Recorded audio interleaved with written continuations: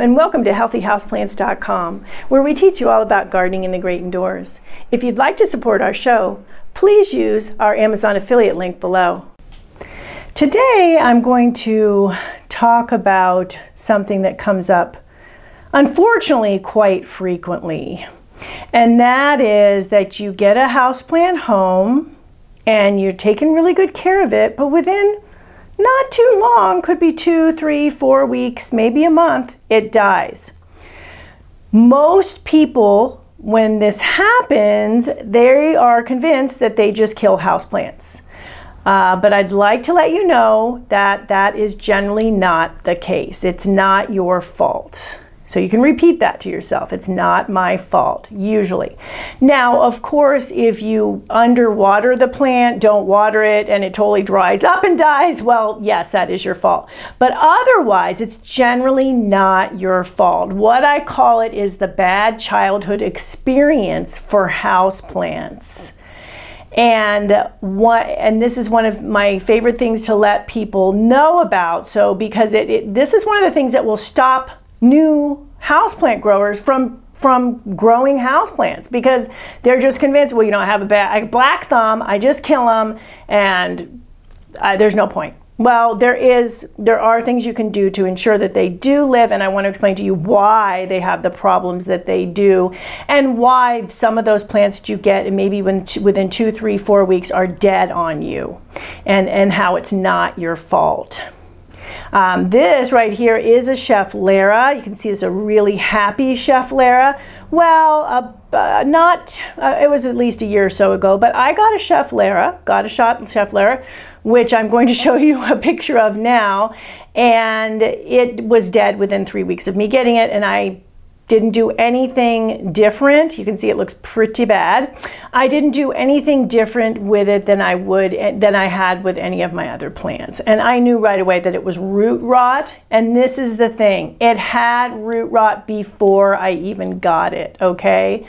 So what happens is that the plants get sick in the greenhouses where they're growing, or in the nursery or the big box store where a lot of times big box stores is very common, where they're growing. They get sick there, and then they still look okay, and you bring them home, and then the disease really sets in and they are a goner.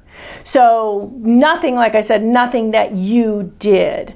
I like to tell people about this. So houseplants enter their life much like we humans do, okay? So the growers, in order to spur them to grow quickly so that they can be sold, they baby them in greenhouses where they're cocooned in the ideal temperature. They receive the ideal light. They receive the ideal water. They get a bunch of special fertilizers to get them to grow quickly, because their intent is to grow them quickly so they can sell them, and so you can buy them, right? And some of the things they use are synthetic growth hormones and even increased levels of CO2 in these greenhouses, okay? And that's an engineered existence that you don't have in your home. And when there are also any pathogens, they will provide the plants with different medicines, different treatments that will make things like root rot subside and that sort of thing, okay? Well, you can see where this is going, right? You don't know this when you get the plants home. You had no idea that the plant has having all these issues, right? And I mentioned synthetic growth hormones. Synthetic growth hormones, what happens with them when you get the plant home, the plant it's like it's on drugs. It's like it's on steroids. It's steroids for plants.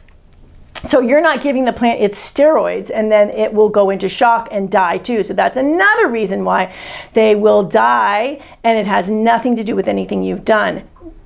There are some things you can add via fertilizer to your soil when you get plants home, and things like alfalfa meal and the sea kelps and seaweed products, those have natural growth hormones in them. So you can use those to offset the fact that they are no longer on synthetic growth hormones, okay?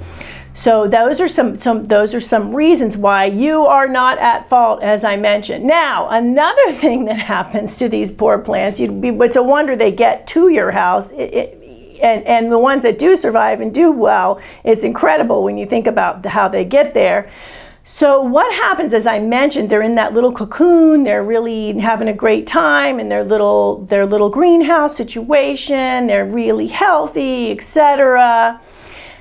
They are basically ripped out of their womb and they are put on trucks a lot of the times. They are often trucked for miles, many miles, to go to all the stores. Those trucks aren't heated or air conditioned generally. So you can see this poor little plant that said, wait, what's happening? Well, plants aren't going to show the effects of this, quote, abuse until several weeks later. And that's when you have this poor abused plant that you had no idea was abused, right?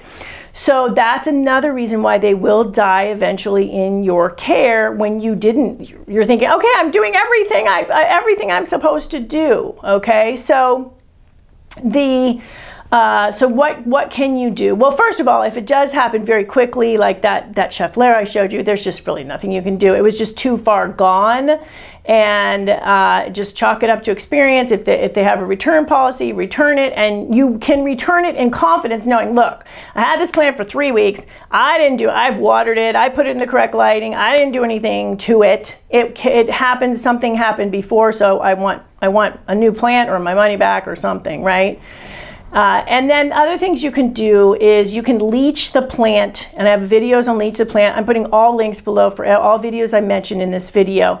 You can leach the plant, which is basically rinsing the soil thoroughly with water. You want to do it ideally I would do 3 times this amount of water that would be held in this, through this, and that leaches out chemical fertilizers, which also, like I mentioned, the synthetic growth hormones and the chemical fertilizers are giving them a huge boost of chemicals that it's not even in the same formulations you would be able to give it. And the other thing is, anyway, is it burns roots and leads to root rot. So that's another reason why they get that root rot later on. So what you want to do is leach the plant really well and then use a really good organic fertilizer on the plant.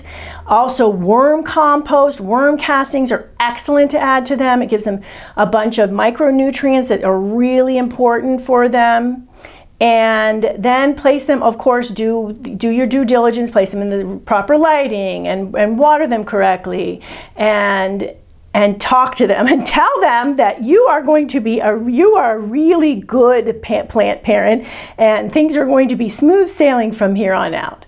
So there you go. The houseplants, the bad childhood experience, now you know that it's not always your fault. You did your best. And this can also occur too if a plant just is ailing and kind of ailing for a while.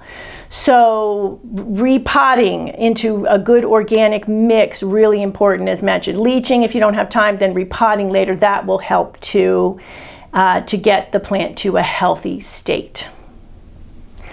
Thank you for stopping by today. Please leave any comments about any indoor gardening tutorials you'd like to see. Remember to like, comment, subscribe, and share this video. And please check the bell if you'd like to be notified when new videos are released.